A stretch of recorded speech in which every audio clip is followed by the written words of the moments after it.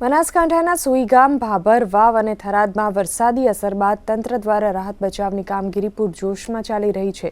જિલ્લા કલેક્ટર મિહિર પટેલે જણાવ્યું હતું કે વહીવટી તંત્ર, એનડીઆરએફ અને એસડીઆરએફની સંયુક્ત કામગીરીથી 1678 લોકોને સફળતાપૂર્વક સ્થળાંતર કરાયા છે, જ્યાં યુજીવીસીએલની 86 ટીમ દ્વારા 297 ગામ પૈકી 133 ગામડાઓમાં વીજ પુરવઠો પુનઃસ્થાપિત કર્યો છે।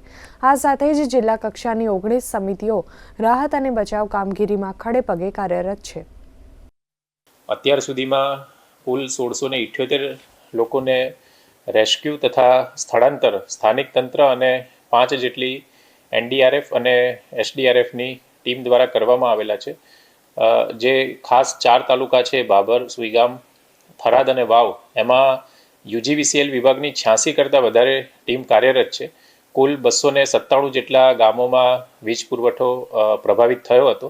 એમાંથી હાલમાં 133 જેટલા ગામોમાં વીજ પુરવઠો કાર્યરત કરી દેવામાં આવ્યો છે। રાહત બચાવની કામગીરી છે તેને વધુ અસરકારક બનાવવા માટે જિલ્લા કક્ષાની 19 સમિતિઓ વિવિધ જિલ્લા કક્ષાના અધિકારીઓની અધ્યક્ષતા હેઠળ બનાવવામાં આવી છે, જેમાં રાહત બચાવ, સ્વચ્છતા, કૃષિ, પશુપાલન, વિદ્યુત, રસ્તા મરમ્મત વગેરે સમિતિઓનો સમાવેશ થાય છે।